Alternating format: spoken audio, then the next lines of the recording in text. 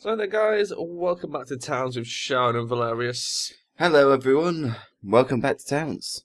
Okay, your phone is spazzing out. Fix that for us. You pressed the advert at the bottom. I didn't mean to. But you pressed fucking stopwatch has advert at the bottom now. Oh god, fuck my life.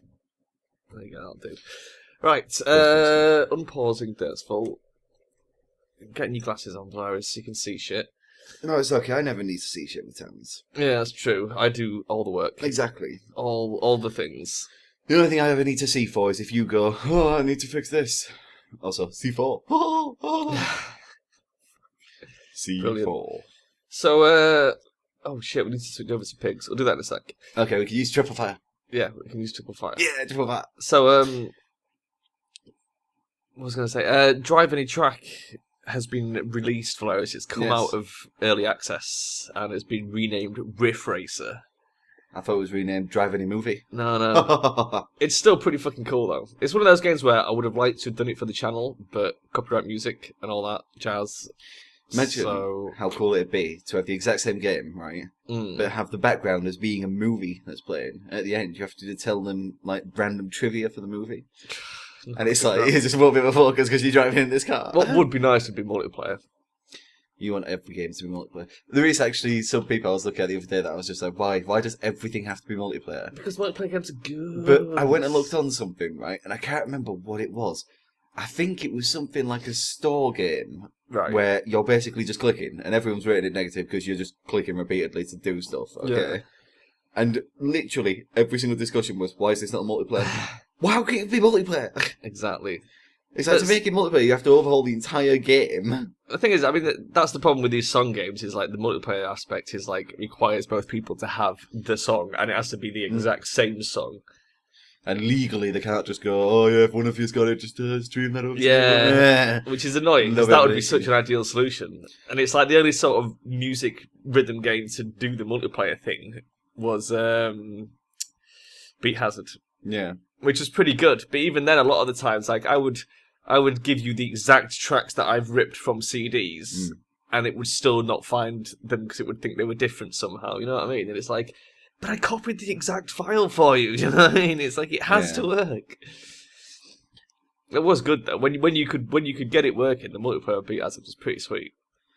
The problem with a lot of it though is also when you create a game, you have to consider multiplayer at the very, very earliest of stages. You can't just, like, get 75% complete. Someone goes, add multiplayer, and you go, that's a great idea, let me just instantly add that. It's not always something it's like, just bolt on.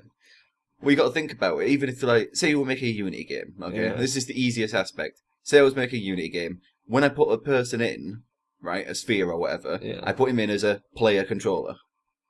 So I put him in as a player controller, but I put everything else in as not a player controller. So when it comes down to doing Unity, I would have to rig an entire new thing to be a player controller, join every single one of those things.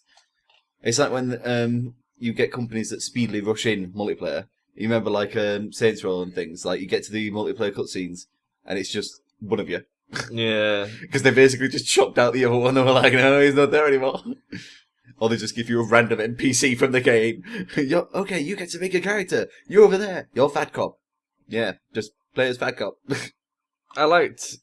I was thinking about this the other day as well. I liked how in Suikoden it had dialogue. You know what? It would force, like, if you remember when you played Suikoden, it would force certain characters into your party at certain points in the game for plot reasons. So, like, when you go to fight Necklord, you have Flick with you. So that, is it Victor? Victor's got the Star Dragon sword. Oh yeah, of course it is. so you have Victor with you, and there's like, there's set like dialogue scenes between Victor and Necklord, and also you get Hicks at that point, and there's dialogue involving Hicks. But you also have like a couple of characters, like you'd have 3 randoms that you brought with you of your own accord, and the game's got no way of knowing who you've brought with you, but they still coded in so that there was a set line of dialogue that character would say, and it would just identify which character you had and put their face next to it and their name, so it looks like they've said it. And if you change character, if you try going back through the same thing with a different character, they'll still say the same line of dialogue, but it'll be assigned to a different character.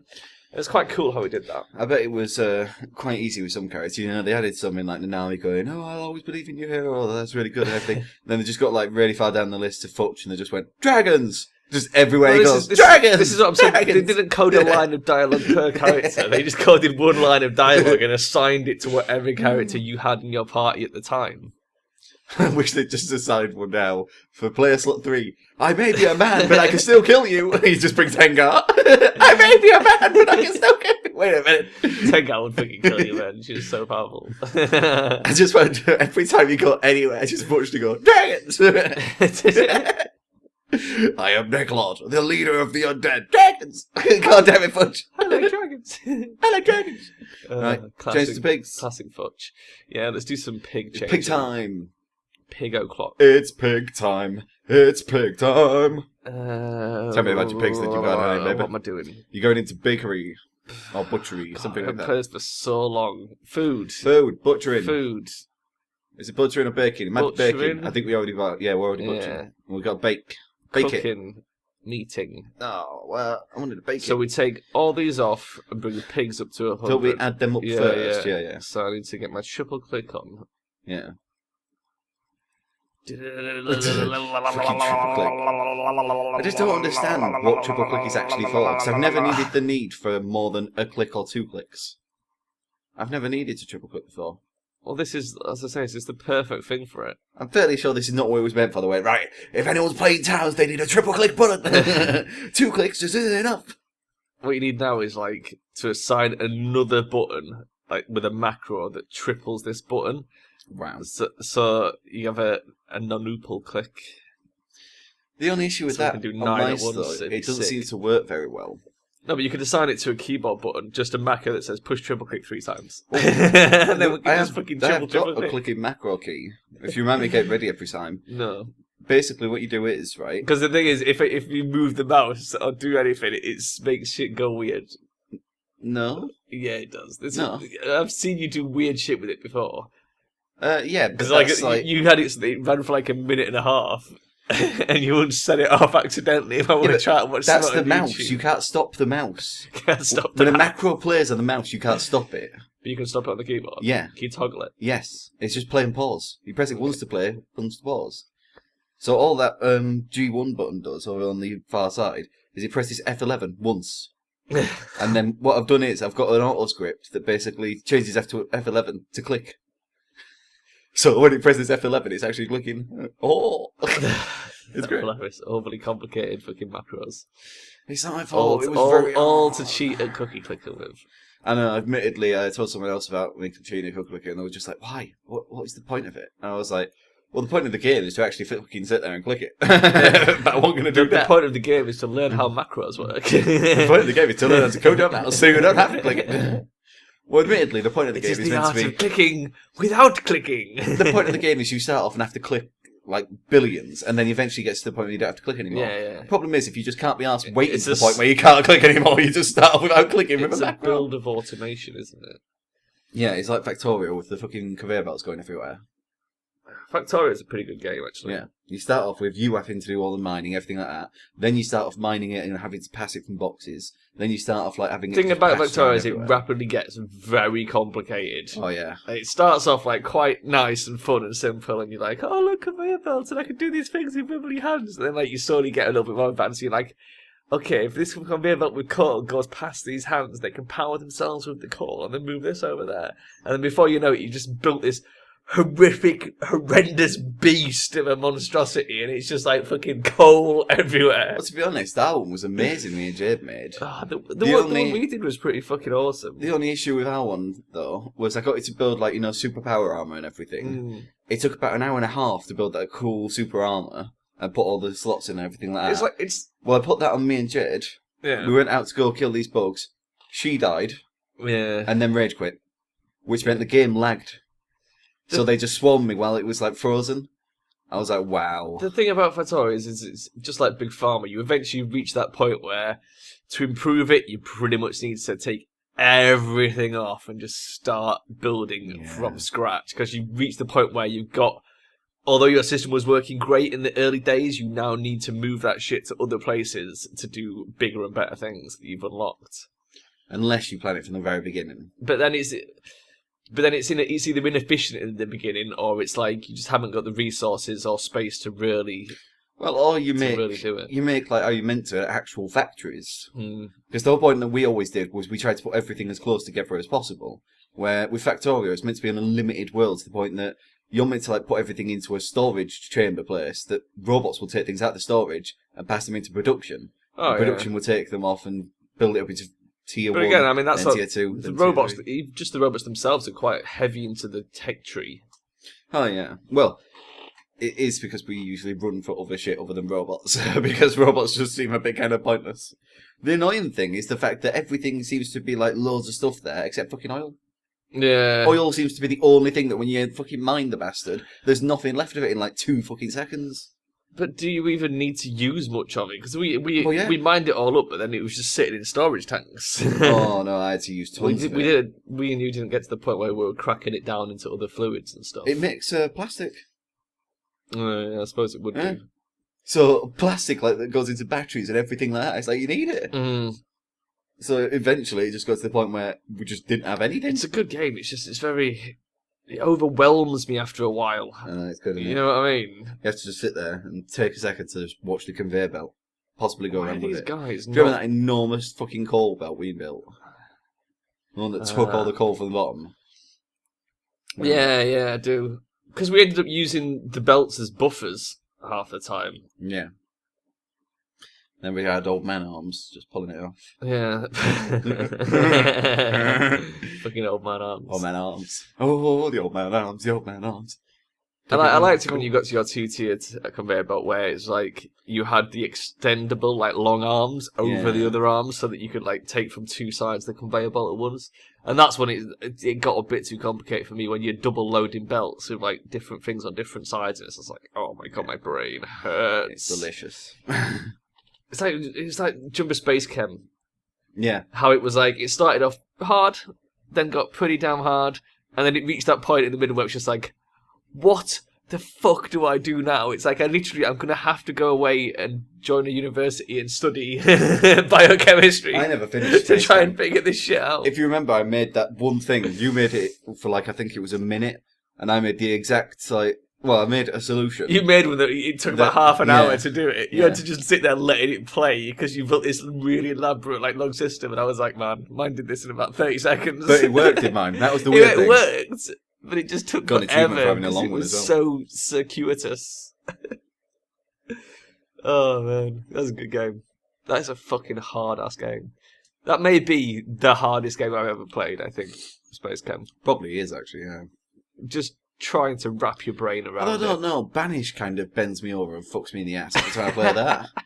So I just load up Banish. I'm just like, yeah, I've got some people, stand a colony, get a farm growing. Gets to winter, just everything dies. The ocean freezes over. The people are frozen and dying in the mines. It's like, why? The trick to Banish is slow growth.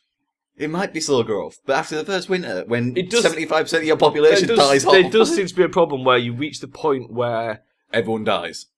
Even if a field has 4 people working it, once it's past a certain distance away from their houses, they won't get the whole thing harvested, which is really annoying. So you have to build housing closer to the farms as you expand, which is like just a pain in the cock. You also end up with, when you first start and everyone's getting food, all the food's brought to the town hall, and then they're like, oh, we're all starving. You're like, where's the food? And you look at one fucking Steve who sat there fucking eat it all.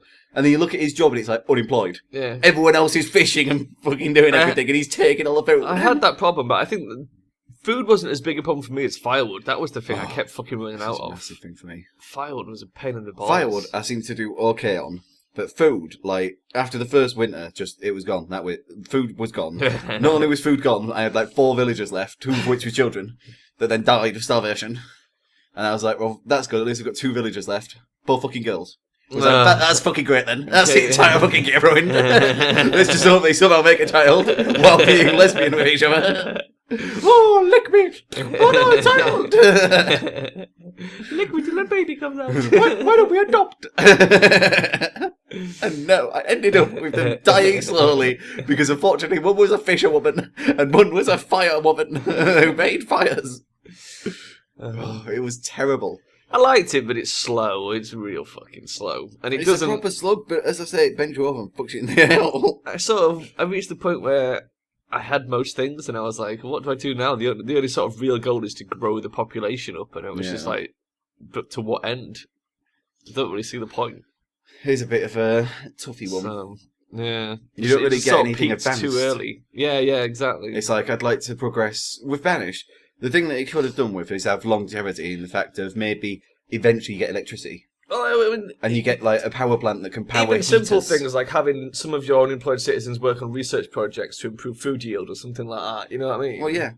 But as I say, like, give us an advancement as well. Yeah. New items to unlock and build. Something to work towards beyond just... New items to unlock and You've build. got 100 people, now try and get 200 without starving, you know what I mean? Got 200 people, now they've all starved. Good job. Because that's the problem, as soon as one person gets starve-locked, it's like... Just like in Towns, and like there's a few other games like it as well, it's like... once one person is hungry, everyone else tends to get hungry, and then it's like there's no one to make the food because you're all just inactive. These fucking guys. They have spawned at the back. I know. So they can spawn on road, is what we've learnt there. Oh, shit, yeah. I didn't think of that. Oh, well, so, nice. Our ultimate plan means nothing. We should have just put fences where those fucking things are, the medical centres. They can probably break through it, I'd imagine. They might be able to. But let's see them try. But what happens if you put a gate there? Because townies can go through it, but monsters can't. They'll still probably find a way to push through it, I would have thought. Nah. Should we do that? Should we make a gate? Try it. If I destroy both of these red flowers and make fence gates, which are... no. The furniture doors. Fence gates. And they're off.